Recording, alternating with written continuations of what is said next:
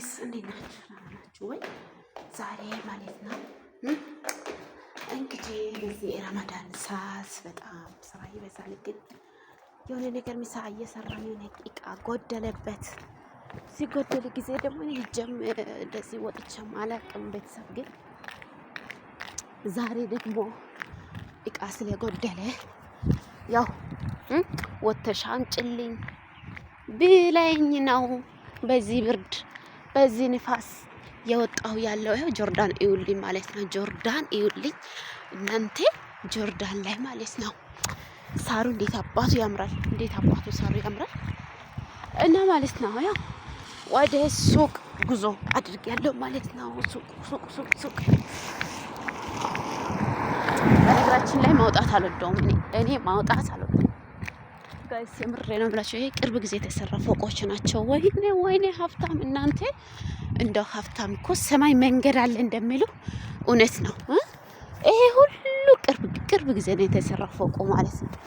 እንደው ሀብታም እኮ ሰማይ መንገድ አለ የሚሉ እውነት ነው ጋይስ፣ የምሬ ነው ብላችሁ። እንዴት ትቀልዳላችሁ እንዴ? ግን ማለት ነው ወደ ገደለው ልግባ። አሁን ይሄ እንግዲህ ረመዳን እስከሚያልቅ ድረስ ያው እኛም ተፍ እያለን ይኸው አለን ጋይስ። በነገራችን ላይ ወደ ውጭ ማውጣት አልወድም፣ በጣም ነው የሚጥለው ወደ ውጭ። ግን ያው ጆርዳን ላሳያቸው ብዬ ጆርዳን ሀገር ላሳያቸው ብዬ ስልክን እንዴት ይዤ እንደወጣው እኔ ነኝ የማውቀው። ስልክ እንደዚህ ይዛ ማውጣት እኔም በነገራችን ላይ ወጥቼ አላቅም ብያቸዋለሁ። ስልክ ይዤ ሲወጣ ትቆጣኛለች ማለት ነው። ያው እነሱ ሀሳባቸው ሌላ ነገር ነው። እንዴት አባቱ ያምራል ቤቱ ራሱ ማለት ነው። እንዴት የኔ መኪና ናት እቺ የኔ መኪና ናት። እቺ የኔ መኪና ናት። ቢሲ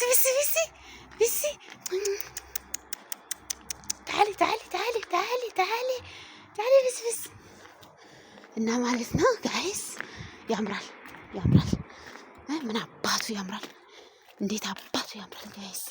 እና ማለት ነው ያው ሲያዝዙ መሄድ እና ይሄን ይመስላል። እዚህ ጋርም ድመቶቹ ምን አባቱ ነው ታሊ ሃይ እና ማለት ነው ጋይስ እንግዲህ ያው ዝናቡ እንዴት አባቱ ይዘንባል፣ ያስጠላል። በነገራችን ላይ በፀሐይም ራሱ እኔን አልወጣም፣ በፀሐይ ሰዓትም አልወጣም። እኔ ማውጣቱም አልፈልግም፣ ምንም አልፈልግም። እኔ ኩሽና ሽንት ቤትን ያጣጠብኩኝ ማኖር ነው በቃ ጋይስ። አይታችኋል እንዴት አባቱ ያምራል! እንዴት አባቱ በላው።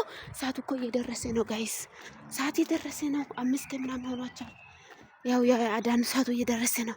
ሩጬ መምጣት አለብኝ። ግን ያው ይህን ላሳያቸው ብዬ ጋይስ ያው መጥቻለሁ ዛሬ ማለት ነው። እንዴት አባቱ ያምራል! ያምራል ጋይስ፣ ሁሉም ነገር ያምራል። ሁሉም ነገር የኛ ኢትዮጵያ ላይ እንግዲህ እንደዚህ አይደለም፣ ያስጠላል። እና ያደገ ከተማ ቆንጆ ነው፣ ያደገ ሀገር ቆንጆ ነው፣ ያምራል። እንዴት አባቱ እንደሚያምር እና ጋይስ ደግሞ ሱቁ እዚህ ጋር ያለው ሰፈር በጣም ሩቅ ነው፣ በጣም ማለት ነው። እኔ እንደዚህ ሩቅ ሱቅ አልወድም። መጨረሻ መጥቼ ራሱ አላቅም።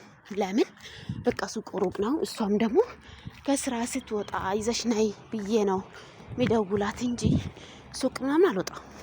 እንዴት አባቱ ያስጠላል ሱቅ ማውጣት ሩቅ ስለሆነ። እና ሱቅ መጥቻለሁ። አሁን እቺ ናት ሱቋ ማለት ነው። ምን እንደሚገዛ ላሳያችሁ፣ ማለት ነው አሳያችኋለሁ። እና ይሄ ነገር የጎደለ ነገር ሲገዛ ላሳያቸው። ሱቋን መጥቻለሁ። የገባኋት ነው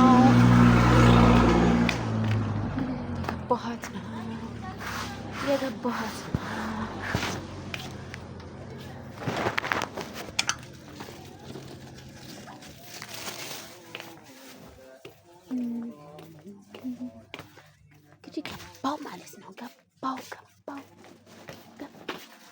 የጎደለ እቃ የመግዛት እና በሉ እና ቤተሰብ እቃው እዚህ ጋር ነው። እቃው እዚህ ጋር ነው። የጎደለ እቃ እዚህ ጋር ነው። ግን ማለት ነው አይከፈትም። በስማማ እንደ ይባላል